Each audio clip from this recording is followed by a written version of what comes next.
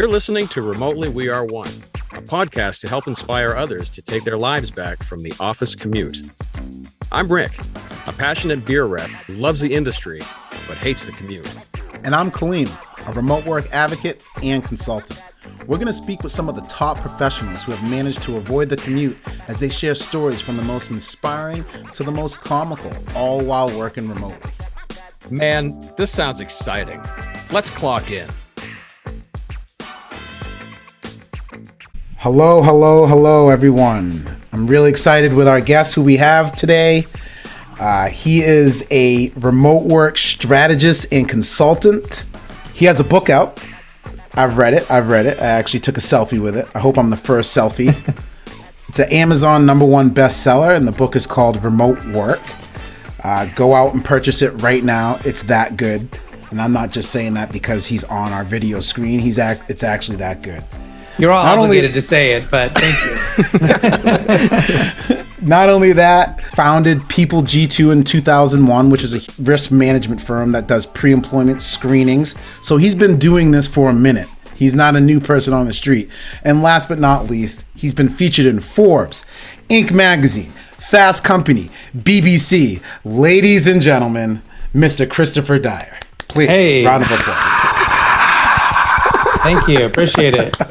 Welcome to the show, Chris. Thank you. Only my mom calls me Christopher, so I might be in trouble, but glad to be here. Mr. Chris Dyer. Sorry, not Christopher. Thanks, moms. Yeah. Really appreciate your time, man. Yeah. I'm excited to be here. Where do you guys want to start? I've got questions. First of all, I can't thank you enough for joining us.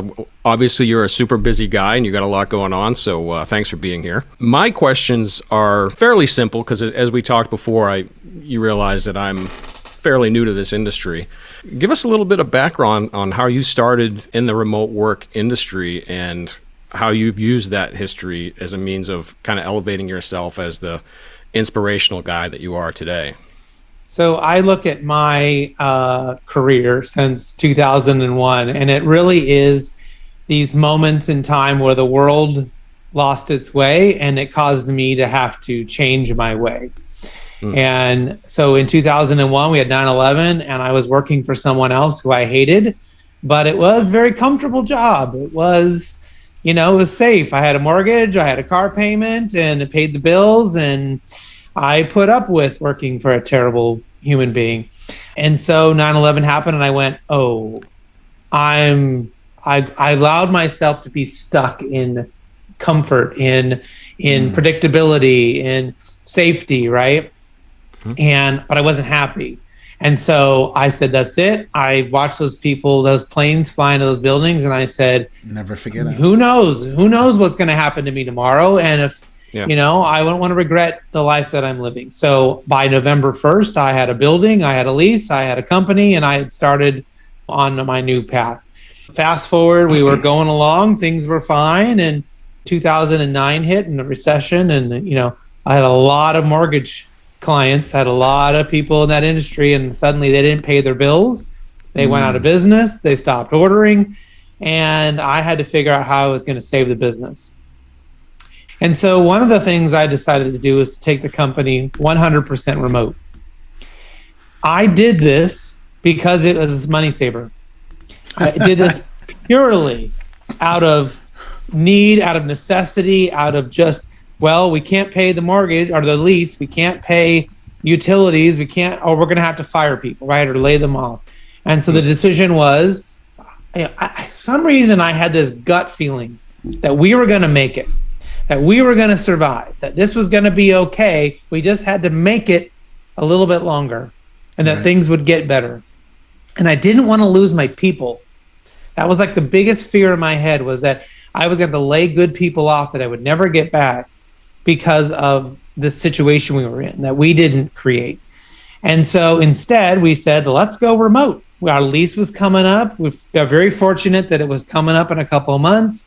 We could ditch all these expenses and we would go remote, and maybe we would come back again 6 months or a year or 2 years back in the office. Well, we went remote, and in 2 weeks, every employee had called me and said, this is the best thing we've ever done. please don't make us go back, right? Let's just stick around. Let's just do this. Now, we got a lot of stuff to figure out because there's a lot of things not working quite right. Sure. But this is way better. And I was in the same boat. I was getting all of my work done by lunch that would normally have taken me all day and some into the night because no one was bothering me. No one was walking to my office constantly. No one was wanting to chit chat by the coffee pot, right? I was just head down. Wow, so productive. And they all felt the same way. You know, what I love about your story, Chris, is that you did this with financial motivations. And sometimes I feel like with any change management initiative, and I know it wasn't some huge initiative, but it was a change management initiative. You made some change. You sometimes get that financial motivation is lost in a lot of those initiatives. But what I hear you saying is remote work was a decision made out of desperation. Yeah. I think a lot of people can equate to that today. Right. I mean, we just had it out of desperation through COVID. Right. We had to do it. So could you just kind of describe what those first few weeks looked like during that desperation? Like what was the first thing that you did? We did spend a lot of time preparing. We did maybe 3 months of, once I decided we were going to do this, it was 3 months of getting people ready, thinking about all the logistics, not just logistics in setting them up to be successful, but logistics in how do we close an office, right? How do people call us? We used to have a phone system that was in the building, right? And we had to like figure out Ring Central and how do we have a virtual thing and how do we, we had to figure all this stuff out. Yeah. And it's 2009, right? There's a lot of technologies that aren't out. Everyone's thinking, 2009, but 2009 is Twitter even out? Yeah. Back then, I mean, now I will tell you now, people will talk very highly about Ring Central. I'll tell you back then, I did not think very highly of Ring Central, right? It was it was a mess. It was very early on and it worked, but it didn't work well. And, you figured it out. So we went Ring Central into like Skype phone numbers and people had used Skype to make phone calls for a long time. And then that was okay, and we evolved out of that. In fact, early on, we used lots of other programs like HipChat, and there was another one even before HipChat. So we played around with systems that worked for us. That was a lot of it.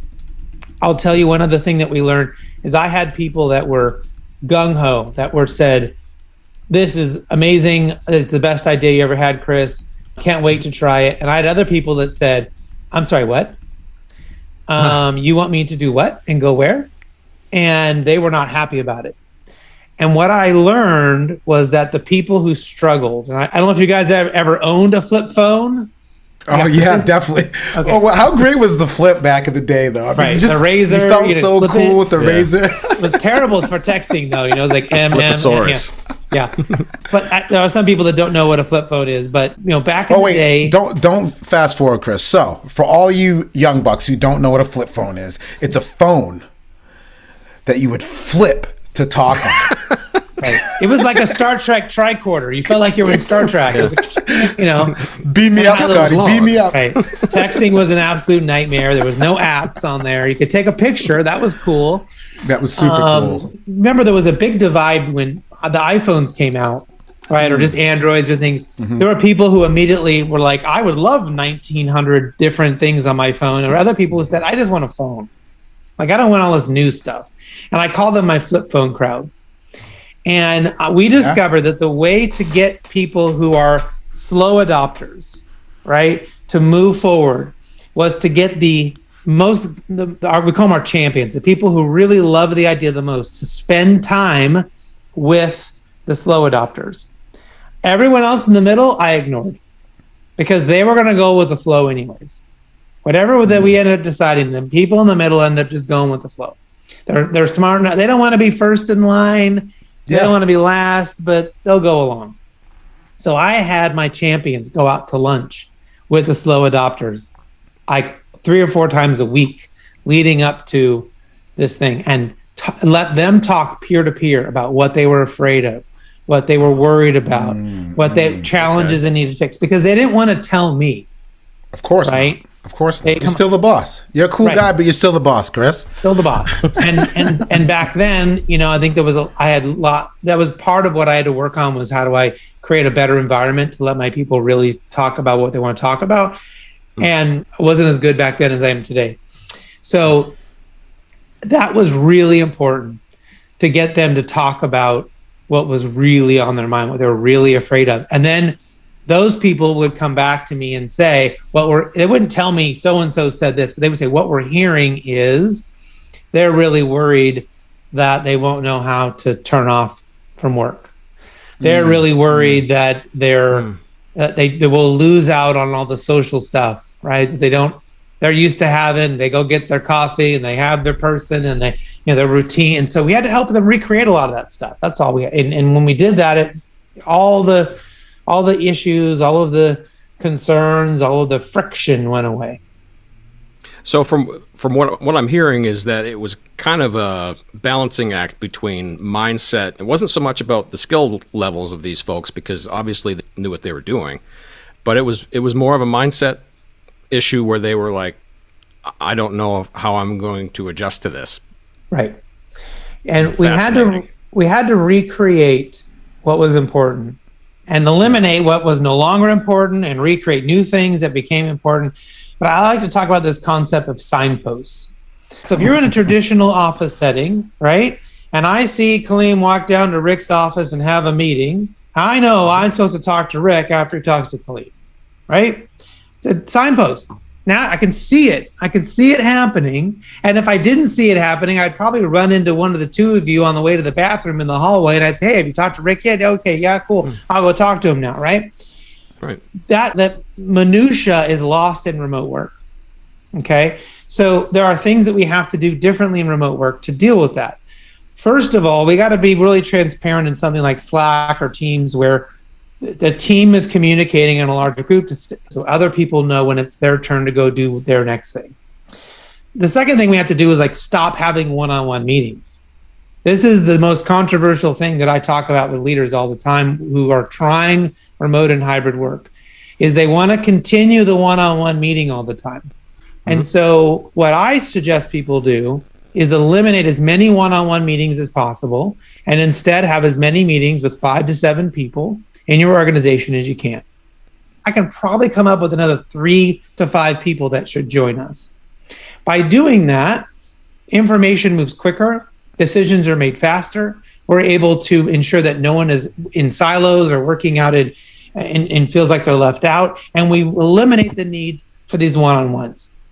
I can't tell you how many executives have told me, this remote work is killing me. I'm just exhausted. I'm in too many calls. I have a one-on-one every week with them. So they have 15 one-on-ones every week for 30 minutes to an hour. That's too much. That's too much. The only thing that I would jump in and say about the one-on-ones is they weren't using them correctly. And for me, if you're going to do the one-on-ones, I don't think you need them weekly. I think that's way too much. But when we're talking about professional development, career planning, ensuring that your performance is meeting expectations, those one-on-ones I still feel like are important, but I don't need to meet with my supervisor every week to make sure that I'm on track. I do agree with you that one-on-ones with your direct reports, especially as you move up the ladder, doesn't seem like it makes that much sense. And senior VPs are all meeting with each other one-on-one. And so what I've been telling people is have an hour meeting with all those people. Right. Call a leadership together, meeting. Right? Yeah. You got to do it every day. Do it every day. I don't care, but it's more effective, not only for yourself for time, but also to get things done. Because you guys remember that game in school called telephone, right? Where you say, and things don't get moved along the organization very well when it's one-on-one. Now, I would challenge you, Kaleem, and tell you that I think what we see is better is for our leaders to have a 15-minute meeting if they feel like they have to have a one-on-one because maybe someone's struggling, maybe they're new, that they do a 15-minute one-on-one every week to check in. How are you doing? Where are you at? What's your focus? What are you working on? In the beginning, or because they're struggling, maybe they're not making their goals. Okay, hey, let's just have a 15-minute on Monday. Let's just make sure you're aligned where you're heading the right direction. Cool. And then that's it, right? Yeah. But where we have seen the biggest growth is to actually have our teams do every single month to do a performance type review meeting as a group. Oh, that's interesting. I like that. And right. And so we're there to help each other. This is not about that you get together and the customer service team says, our goal is to have an NPS of blank. Our goal is to respond to tickets and the group gets together and talks about what's working and who's doing a great job and where can we get better and where do we need help. And this is like you said, a 360 conversation, right? Geez, I'm noticing on Thursdays we don't meet tickets very well. Well, Susie's out, Tom's out, but they don't work Thursday mornings. How can we shift that? How do we change that? And the group figures that out. Growth mindset versus reactive. And we had to totally redesign how we're thinking about a lot of things. And can you imagine, this is probably a terrible example, but imagine you have had horses your whole life. That's how you get around. And some guy comes along and invents a car and you go, that's a great idea. Let me grab this saddle here and let's put the saddle down as the seat, right? You can't take old things and put them into new things, right? Yeah. We invented a car. Guess what we had to do? We had to figure out how to invent better shocks, better seats, better roads, stoplights, do all these new inventions to allow this new technology to progress. And the only ones left riding horses are doing it for fun and hobbies, not as a main mode of transportation. Right. And that to me is what remote work is. And too many people try to bring in old ideas and old technologies and old working ways to try to take advantage of this new thing.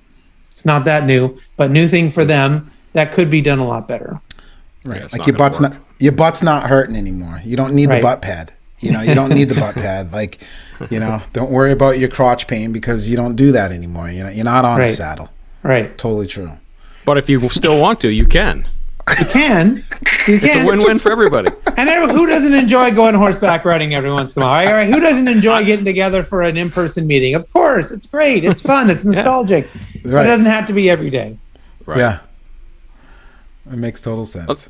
Well, that's what I love about this shift that we're seeing. It's like it's happening so fast that a lot of people just can't keep up with it. And the people... That's very true.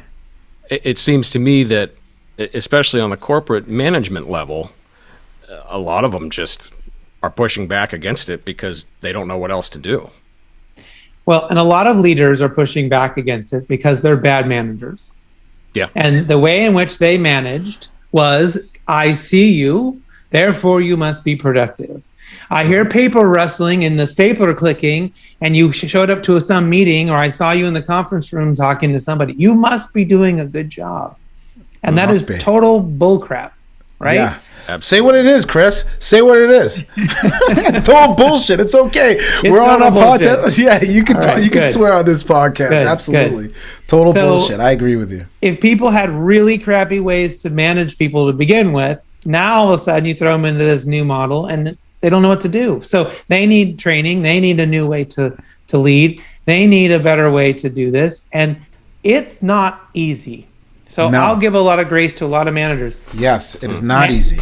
Managing people is not easy, and then managing people remotely is even a little bit harder if you've not thought about what is good look like.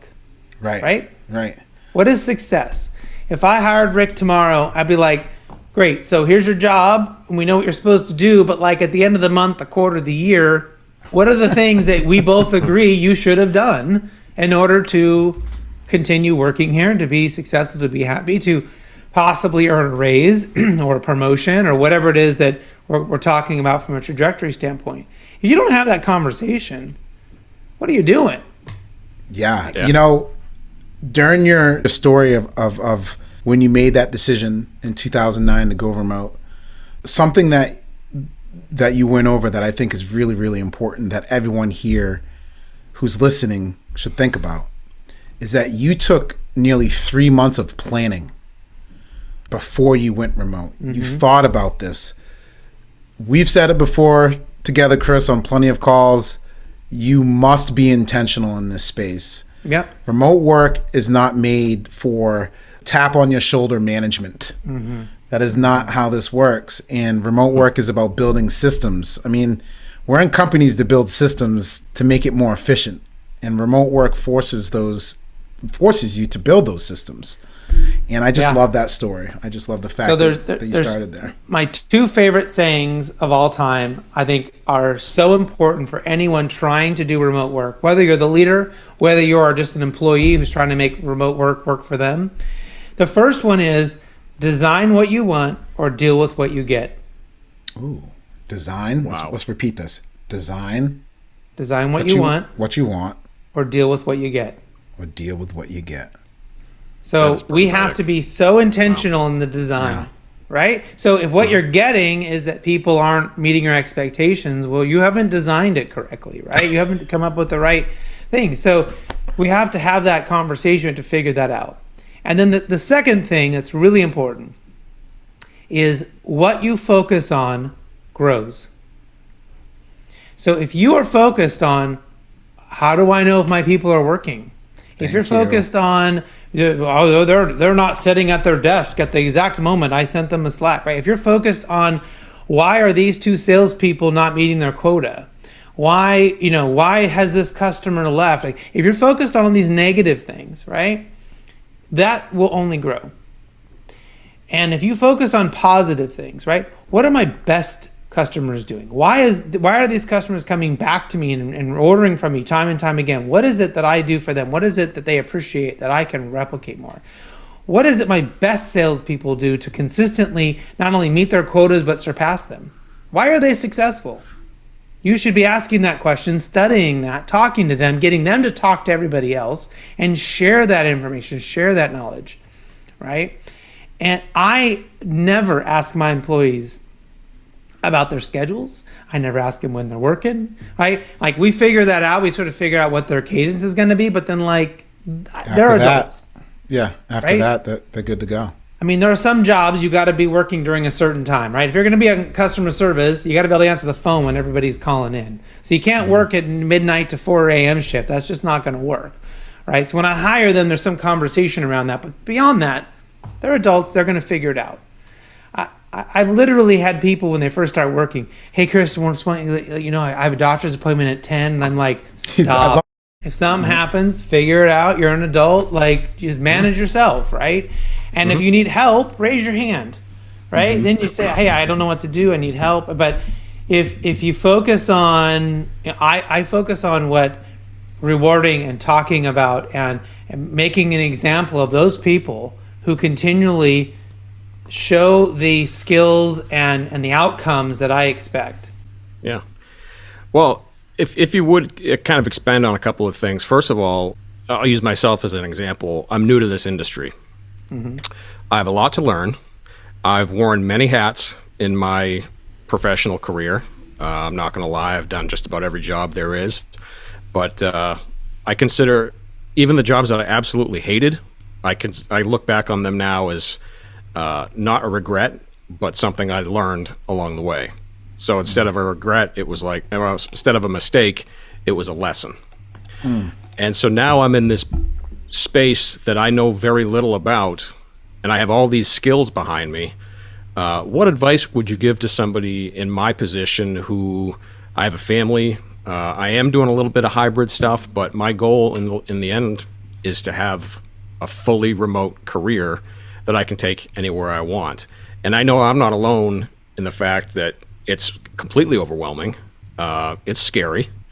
And how can I use my experience not only to get where I want to be, but to inspire other people to do what I've done with their own experience? Yeah, so I would say there's a lot of variables in there that you have to kind of spend some time thinking about. So you said, you want to be able to have a fully remote work, you have a family, and you want to be able to do that anywhere. And so I would challenge if those three things are really all going to happen at the same time for you, because are you really thinking about being 100% remote and working at home, and the kids and the family are going to be around, and how are you going to manage that? And are you saying at any moment you may suddenly relocate to Poland or to Bali or to wherever, right? Or is it, well, maybe one day when the kids are older, I might want to do that, right? So you need to decide, because there's some very different things there. I am in sales and marketing, so there is a lot of flexibility.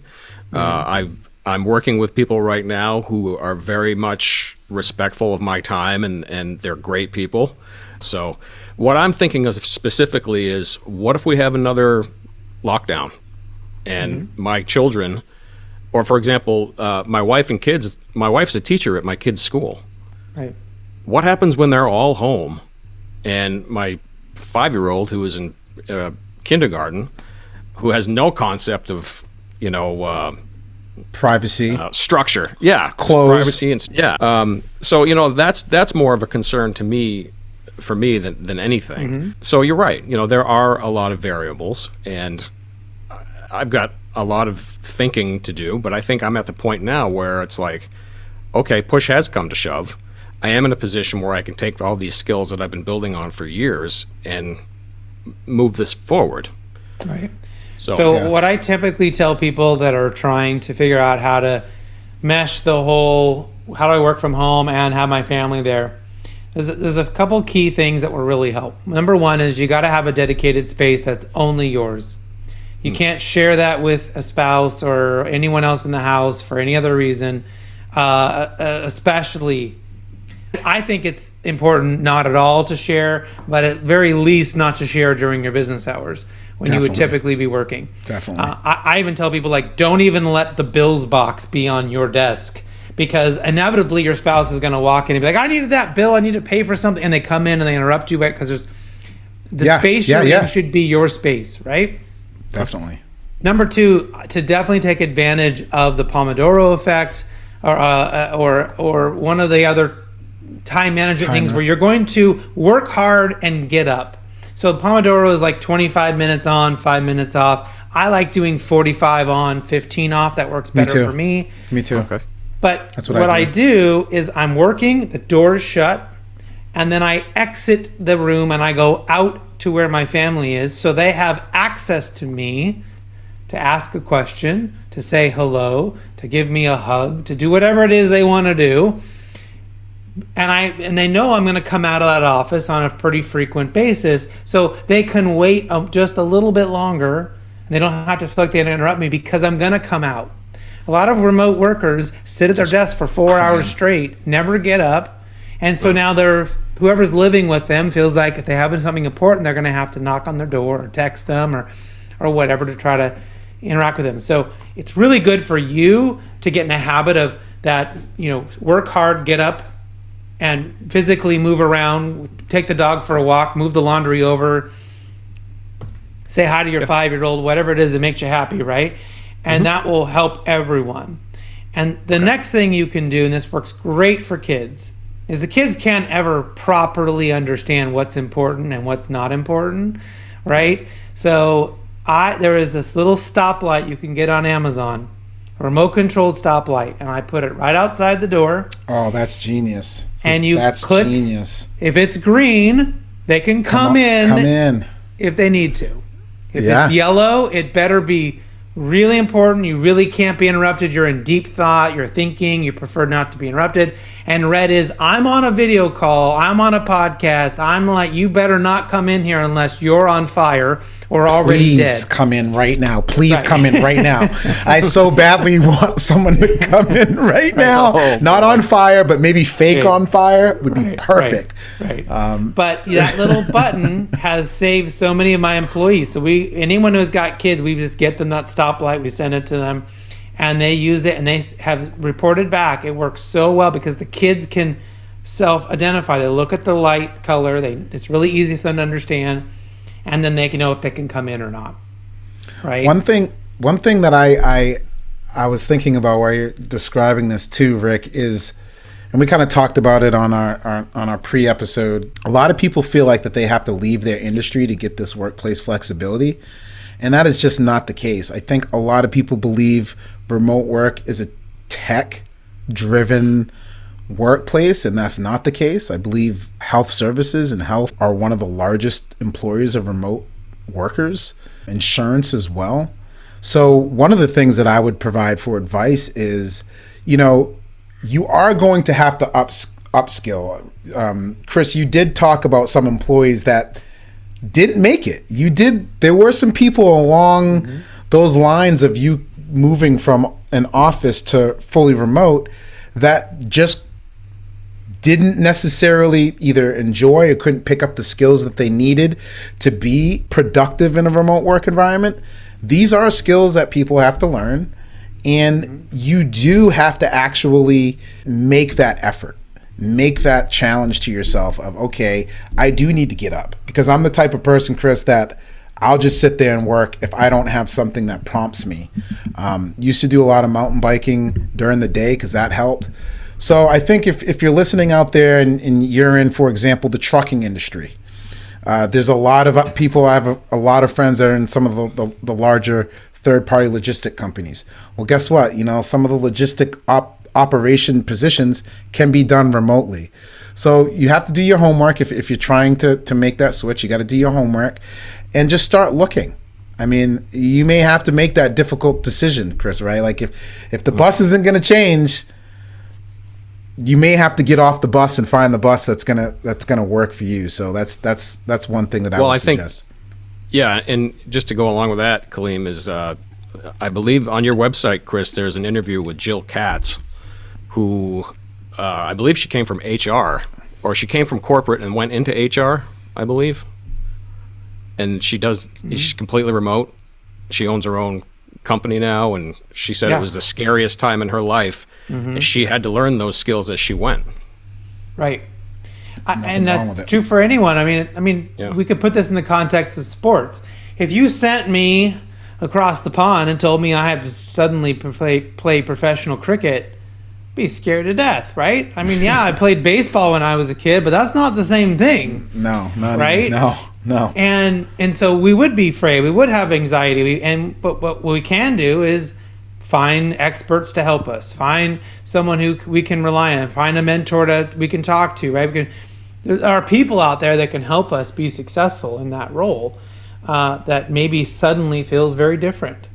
And one of the big challenges of the pandemic was that we were combining remote work with having to stay home. Yes. And that was a first, right? Yes. And so a lot of people's interaction with remote work is that they were lonely, when that's not necessarily how I would say I or any of my employees would have ever referred to remote work as lonely. Because or kids were at home too. Kids were at home. Kids were generally at school, right? And so they weren't around all the time. It wasn't like, that was a new wrinkle. Usually we enjoyed each other at work, but we don't really have our friends aren't people at work. And there's a lot of fake, you're my good friends are at work, and then you change jobs and you never talk to them again, right? They weren't right.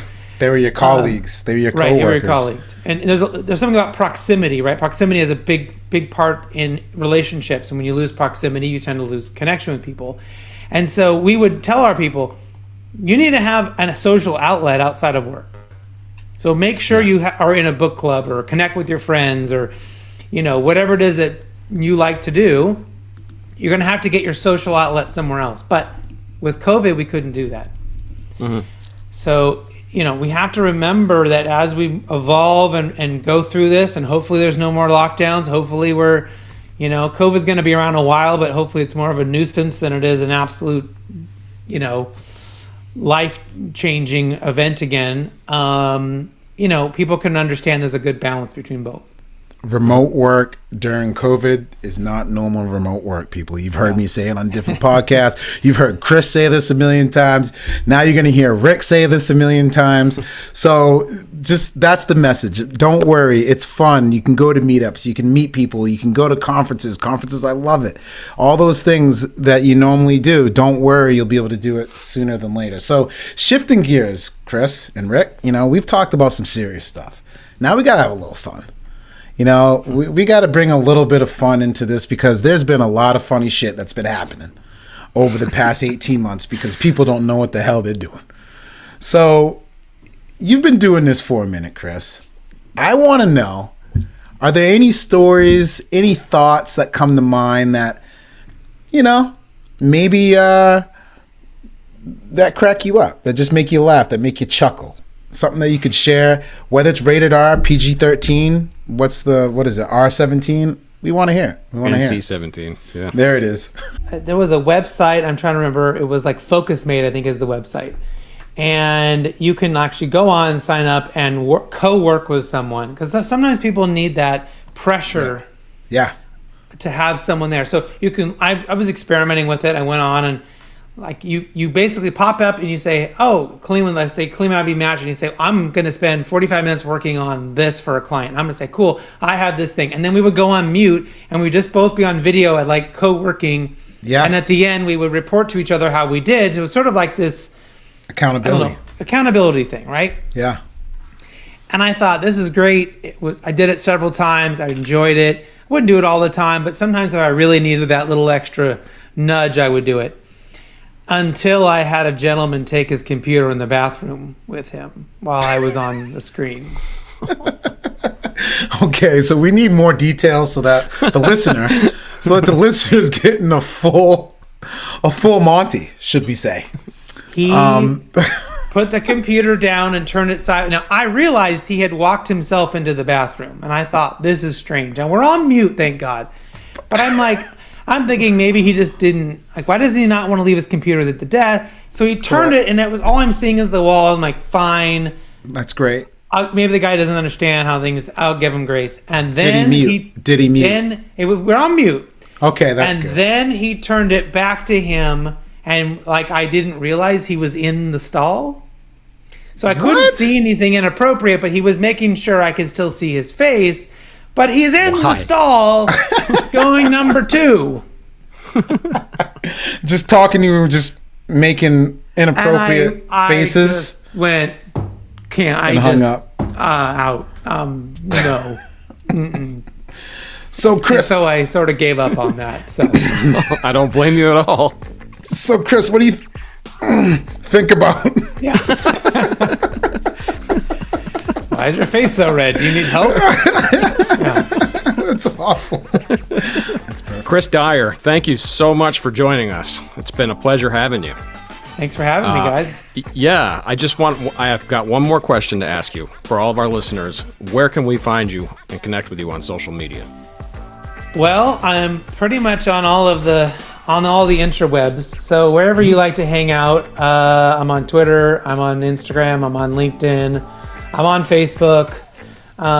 So I'm probably a bit more active on LinkedIn as anywhere else. So Chris Dyer, I think it's Chris Dyer 7 might be the username on LinkedIn. You can also go to chrisdyer.com and find me there, join my mailing list, find all my socials there.